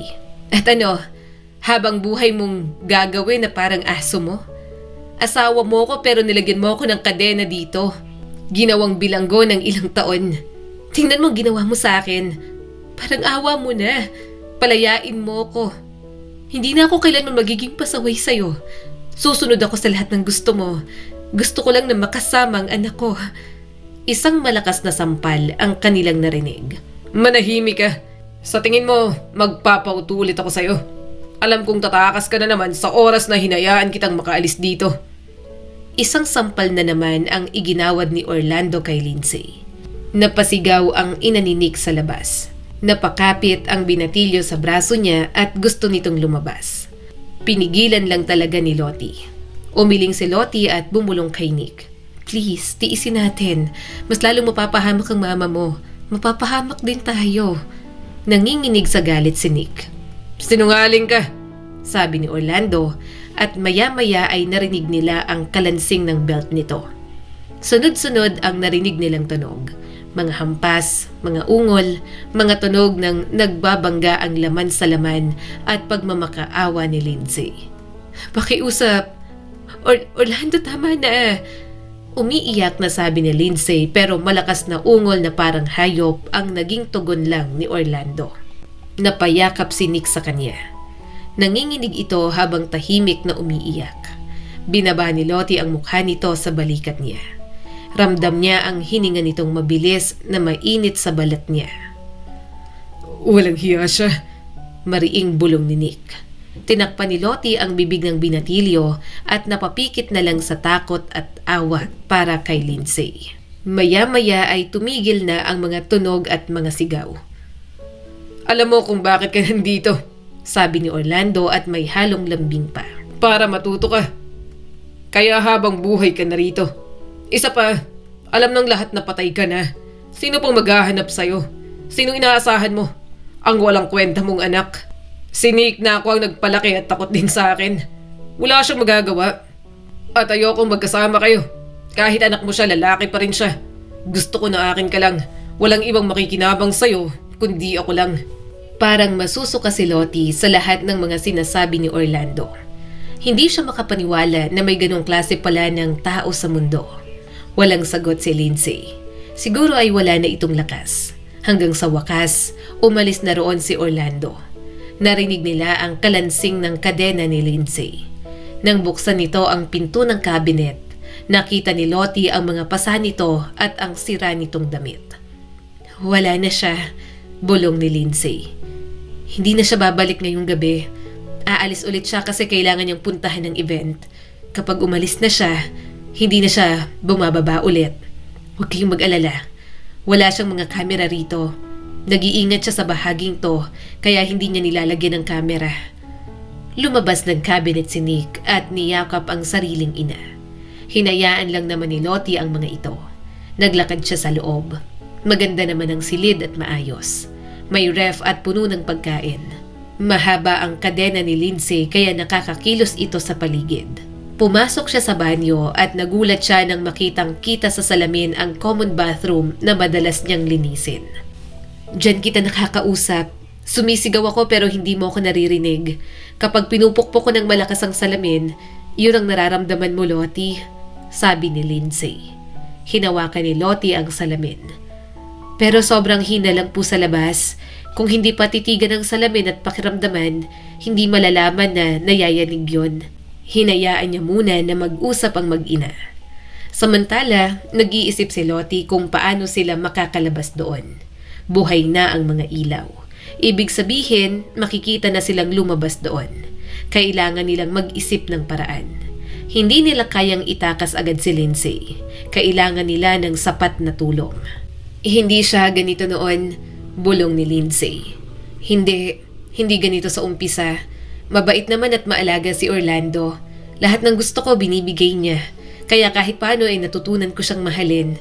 Pero nalaman ko na pinatahin niya ang totoo mong ama at ang mga magulang ko, Nick. Siyang may gawa sa lahat ng yon kung bakit naging miserable ang buhay ko at kung bakit napilitan akong bumagsak sa kanya. Napatingin si Lottie kay Nick. Kitang-kita niya ang galit at sakit sa mga mata nito. Hinagod niya na lang ang likod ng binatilyo para naman bahagyang kumalma. Suminghap si Lindsay. Nang nalaman ko gusto ko ng hustisya, gusto kong makipaghiwalay sa kanya pero ayaw niya. Sinaktan niya ako. Lumabas ang tunay niyang ugali. Seloso siya at obses sa akin. Ayaw niyang may ibang lalaki na titingnan ako.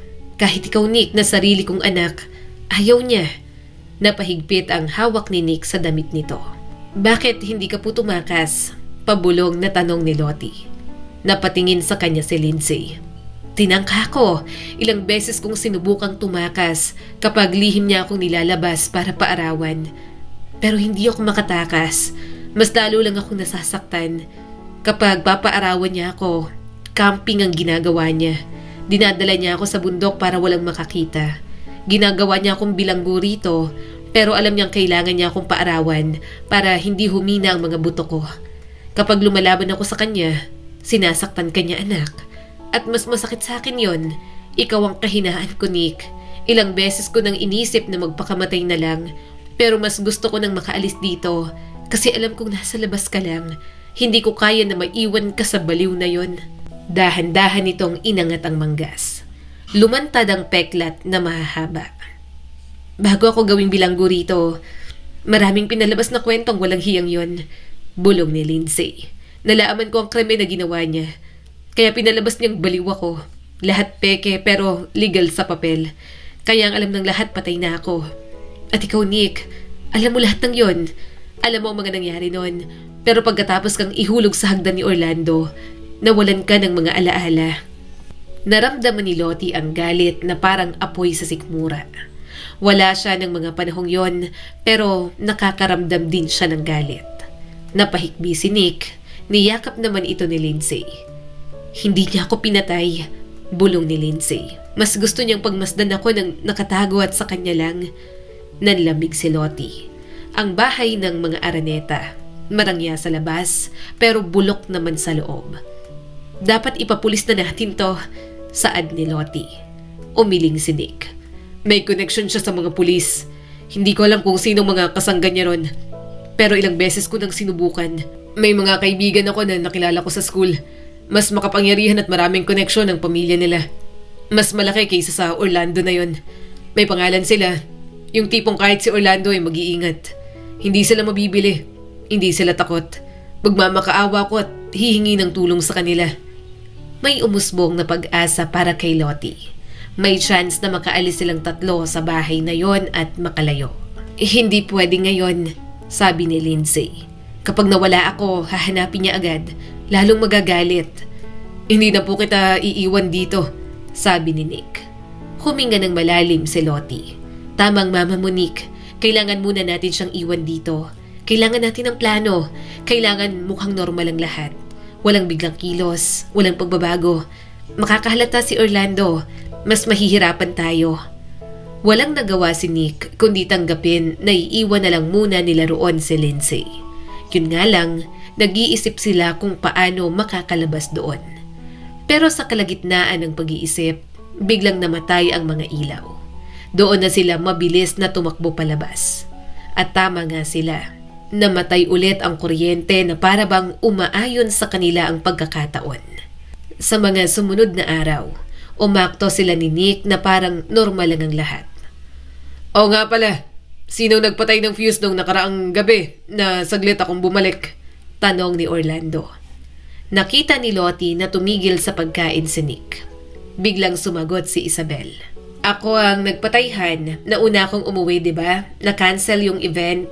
Umuwi ako tapos biglang may pumutok na wire. Natakot ako kaya pinatay ko ang fuse. 2 beses ko nga na pinatay kasi baka mamaya biglang magkasunog.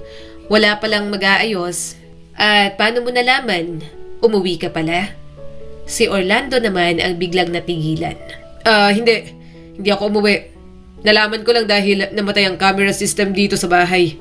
Napangiti si Isabel at tumango-tango.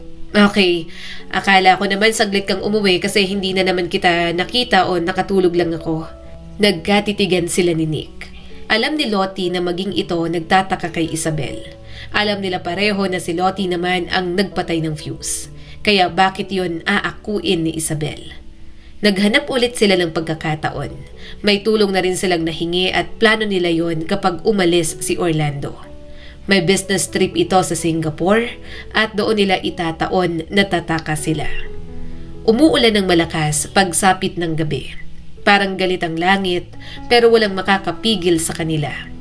Nakabili ako ng bolt cutter kanina para matanggal ang kadena ng mama mo, mahinang sabi ni Lottie. Tumango naman si Nick at binaba na ang fuse. Tara na, puntahan na natin si mama. On the way na rin daw ang susundo sa atin. Kailangan na nating makaalis dito. Humawak si Nick sa kamay niya. Tumakbo sila papuntang library habang hawak ang kanilang mga flashlight. Matagal na yung plano pero parang sugal pa rin ang gagawin nila. Nang makarating, naabutan nilang nakahiga si Lindsay. Nagising ito sa liwanag. Alis na tayo, mama. Bulong ni Nick at kinuha ang isang bolt cutter. Magkatulong nilang pinutol ang mga kadena nito. Ngayon na may pagkakataon na tayo. May tutulong po sa atin, ma. Hindi ako makakatakbo, sabi ni Lindsay. Nanghihina ako sa ginawa ni Orlando sa akin kagabi. Kaya natin yan, sabi ni Lottie. Bubuhatin ka namin kung kailangan. Nagtagal sila sa kadena pero kalaunan ay naputol nila yon. Huminga siya ng mabagal. Naghanap siya ng jacket sa loob ng cabinet at ipinatong sa balikat ni Lindsay. Nilagay niya rin ang hoodie sa ulo nito. Pinatayo nila si Lindsay at inalalayan. Umakyat sila at bawat hakbang nandoon pa rin ang kaba ni Lottie. Tumawag kay Nick ang susundo sa kanila at sinabing nasa labas na raw ang mga ito. Umuulan pa rin, kumidlat pero wala na silang pakialam. Sa bawat ilaw ng kidlat, nakikita niya ang hallway na parang anumang oras ay may lilitaw na multo. Pero bago pa sila makababa ng hagdan, naaninag nila si Orlando sa baba ng hagdan at nakatingin sa kanila. "Nick!" Malakas na sigaw ni Lottie. "Nandiyan na siya!" May aninong gumalaw sa hagdan ng mabilis. At sa sunod na pag-ilaw ng kidlat, nasa harap na nila si Orlando. Akala nyo, Malamig nitong sabi. "Hindi ko malalaman." Napaatras si Nick. Napahigpit ang kapit ni Lindsay kay Lottie. Hindi siya makahinga sa sobrang kaba. bitiwan nyo si Lindsay. Sabi ni Orlando. Mas lalo nilang hinigpitan ni Nick ang hawak. Walang may gustong pakawalan si Lindsay. Bitiwan nyo! Malakas na sigaw ni Orlando na parang isang halimaw. "Tama na!" Umiiyak na bulyaw ni Lindsay. "Pakawalan mo na kami." Nanlilisik ang mga mata ni Orlando. Hindi kita pakakawalan. Akin ka lang. Akin ka. Malakas na hinampas ni Lottie ng bolt cutter ang mukha ni Orlando. Nanginginig niyang binitiwan ng bolt cutter pero wala na siyang pakialam. Malakas na sumigaw si Orlando at ininda yon. "Tara na!" Bulalas ni Lottie at lumapit na sila sa hagdan. Sinubukan nilang makababa ng hagdan pero muling gumalaw si Orlando. Hinila nito si Lindsay pabalik. Napasinghap ang ina ni Nick pero bigla itong tumuhod kay Orlando. Malutong na nagmura ang lalaki. "Takbo!" Sigaw ni Lindsay. "Umalis na kayo. Iligtas niyo na lang ang mga sarili niyo. Hindi niyo ako tatantanan." Umiling si Nick at halos buhati na ang sariling ina. Mama, hindi. Sabay-sabay tayo nga alis dito. Naglakad na silang tatlo pero kaunti pa lang ang hakbang na nagagawa nila. Biglang may kamay na sumabunot sa buhok ni Lottie. Napasigaw siya. "Takbo! Iwan niyo na ako rito." Hinila siya paatras ni Orlando at parang napunit ang anit niya. Lottie! Sigaw ni Nick. Malakas siyang sinapak ni Orlando sa mukha. Walang hiya kang babae ka. Ang sakit ng ginawa mo sa mukha ko. Nagsisisi ako na hinayaan ko si Isabel na kunin ka rito. Dumudugo man ang ilong, binigyan niya pa rin ito ng isang ngisi. "Gulat ka? Bakit? Ngayon ka lang nakakita ng karma mo? Kawawa ka naman. Naglalakad at nanghahampas ang karma mo." Lottie! Bumalik si Nick at sinubukan siyang hilahin. Pero mas malakas si Orlando. Binitiwan siya nito at si Nick ang sinunggaban. Napasinghap si Lottie at sinubukang kunin ang binatilyo. Pero mas mabilis ang kilos ni Orlando. May basag na florera sa sahig at kumuha ng isang piraso si Orlando roon. Itinapat sa leeg ni Nick ang pirasong yon. Isa pang hakbang. Lindsay, palayo sa akin. Hindi nahihinga ang anak mo. Malakas na umiyak si Lindsay. Nanginginig ito at sumigaw na ng sumigaw.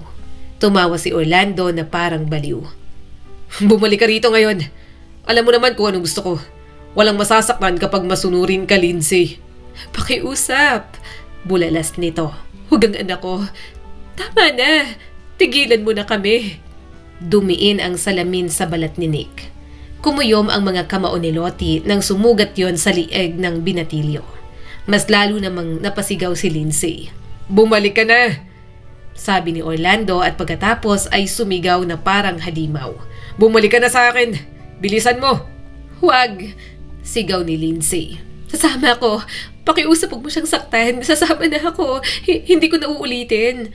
Ngumiti si Orlando ng dahan-dahan at mababaw na hiniwaan ang leeg ni Nick. Napahiyaw silang lahat. Lumapit agad si Lindsay kay Orlando. Lumapit naman agad si Lottie kay Nick. Hinila palayo ng binitiwan ni Orlando. Tinakpan niya ang sugat gamit ang nanginginig na kamay. Si Mama. Putol-putol na sabi ni Nick. Lottie, takas na. Iwan niyo na ako rito. Umiling si Lottie habang umiiyak. Hindi. Aalis tayong tatlo. Makakaalis tayo. Lumaban ka.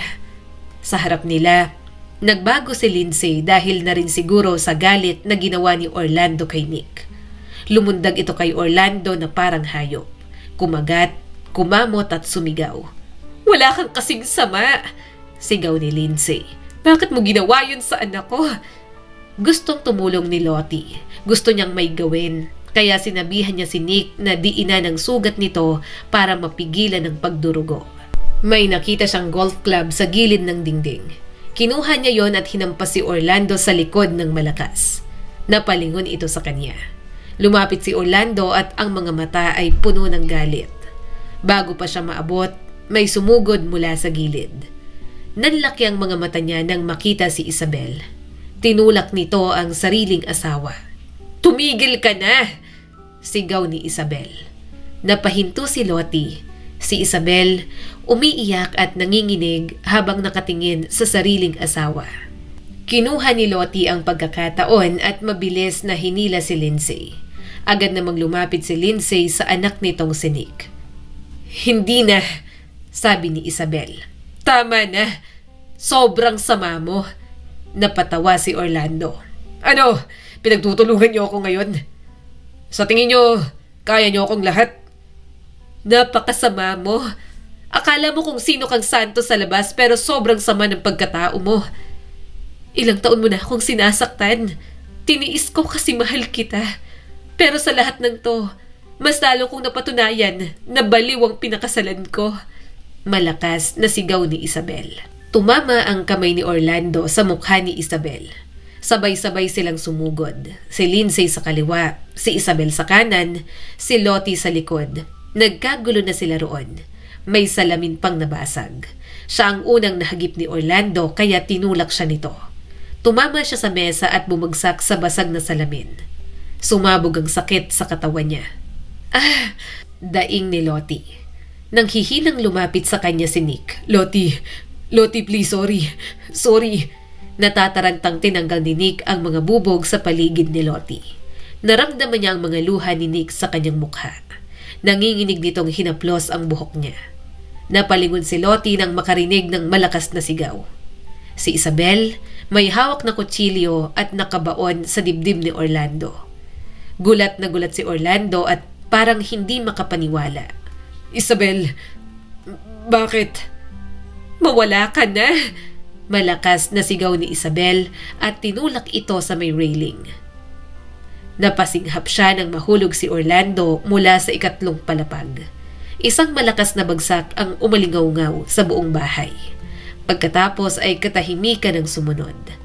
Nick, tawag ni Lottie. Ilang sandali pa ay malakas na umiyak si Isabel. Nakita niyang niyakap ito ni Lindsay. Pero ang iyak ng dalawang babae sa buhay ni Orlando, hindi pagsisisi, kundi parang paglaya. Pagkatapos ng ilang oras, dumating na ang ambulansya at mga pulis. Lahat sila kailangang dalhin sa ospital. Lottie, boses yun ni Nick at hinawakan ang kamay niya. Tapos na lahat. Sa gilid, nakita niya sina Isabel at Lindsay na nag-uusap. Kinakausap ng mga pulis ang mga ito. Isabel, huwag kang mag-alala. Tutulungan kita. Gagawa tayo ng paraan para hindi ka maparusahan, saad ni Lindsay. Tulala lang si Isabel habang umiiyak. Habang tinitingnan ni Lottie ang mga ito, labis ang awang kanyang nararamdaman. Nasira ang buhay ng mga ito dahil sa isang lalaki lang. Lumipas ang mga araw na nasa ospital silang tatlo. Si Isabel, iniimbestagahan pa pero ginagawa ni Lindsay ang lahat para makatulong.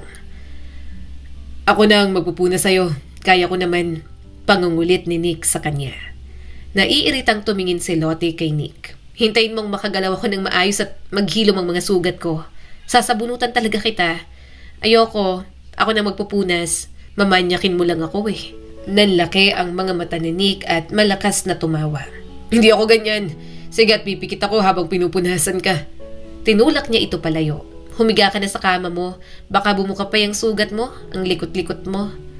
Wala silang ibang ginawa kundi ang mag-asaran. Parang way na lang nila yun ni Nick para makalimutan ang lahat ng mga nangyari. Maya-maya ay pumasok na si Lindsay. May dala itong pagkain para sa kanila. Doon, masaya silang kumain at nagkwentuhan. Lumipas ang mga buwan, nakaalis na sila sa ospital. Tumira sila sa mas maliit na bahay. Pero sa gitna ng pagbabagong buhay, ongoing pa rin ang kaso. Hanggang sa tuluyan ng naayos, napawalang sala si Isabel. Yun nga lang, na-admit sa mental facility si Isabel. Kaya lahat ng suporta, binigay ni Lindsay para rito. Pero nang sumunod na taon, lumipat sila sa mas probinsyang lugar. Doon lang sila namuhay ng payapa. Kinupkup siya ni Lindsay dahil wala naman siyang ibang pamilya. Pinag-aral din siya sa kolehiyo ng nanay ni Nick. Nick, tigilan mo na nga si Lottie. Bakit ka ba ganyan? Tanong ni Lindsay. Kumunot ang noo ni Nick. Nainis ako, may nililigaw na iba. Sabi ko, hintayin ako. Inaasar ako na bata. Mama, nakaka-offend. Hindi ba nila nakikitang may muscles na ako? Natawa na lang si Lottie. Hindi naman niya maiwasang hindi mahulog kay Nick. Pero dahil 16 years old pa lang ito, hinding-hindi siya aamin. Hahayaan niya munang harutin siya nito pero hindi siya papatol. Hihintayin ka. Maganda yung si Lottie. Marami talagang manliligaw dyan. Hayaan mong makaranas. Ikaw mag-enjoy ka sa kabataan mo.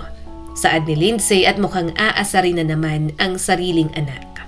Bala kong ang ampunin na lang itong si Lottie para maging ate mo na talaga legally. Mama! Bulyaw ni Nick at sobrang busangot ang mukha. Ano nga ampunin? Ayoko po.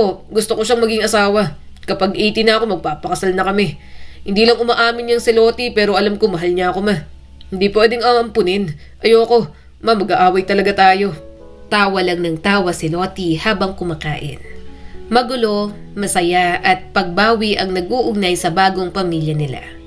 Sa sobrang dami nilang pinagdaanan, lalo na sina Lindsay at Nick, batid niyang deserve ng mga ito ang kaligayahan na matagal nang hindi nakamtan.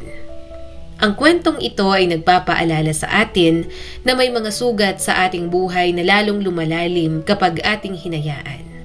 Pero may mga sugat na pwedeng maging daan para mabuhay muli kapag ipinaglaban. Muli, ako po si Skylar Guro at sana may bago na naman kayong natutunan sa kwento natin ngayon. Maraming salamat po.